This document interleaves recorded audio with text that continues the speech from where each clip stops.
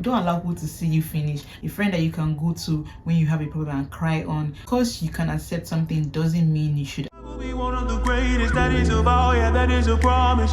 Always wanted to be famous, just being real, yeah, just being honest. My haters gonna... The 20s are the most important part of adulthood because this is where you really learn to be an adult. You're still trying to discover life, trying to know who you are, making new friends, going new places. And I feel like it's very important to learn to set boundaries in your 20s, especially in your 20s. And it's going to be so hard because most times in our 20s we try to people please because we try to form new connections. But in order to maintain healthy relationships, we have to form boundaries. Boundaries are the limits you set in order for people to respect your decisions, the limits you put in place to show things that you would and would not accept. You have to first of all understand yourself, know your likes, your dislikes, know what you can take, what you can't take. You have to understand that because you can accept something doesn't mean you should accept it. Because you can tolerate certain things doesn't mean you should tolerate those things. So when you fully understand yourself and know the things that trigger you, the things you don't like, the things you don't want to accept from people, then you can now move on to set healthy boundaries. I call it the graceful act of saying no. A lot of us in our 20s find it very hard to say no. To friends, to family, to different people. Maybe your friends want to go and hang out today, want to go out, and you're not just in the mood, but you don't want to be the what do you call it?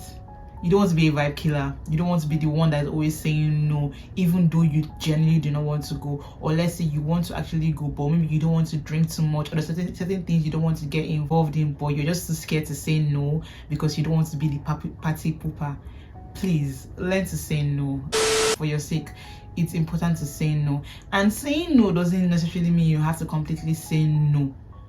You can be saying no by not completely doing what they want you to do.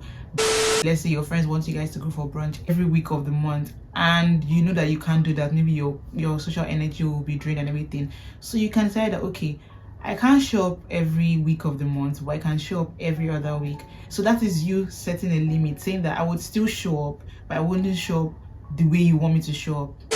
It's okay to be selfish. When you hear the word selfish, just like, oh, you don't consider people's feelings.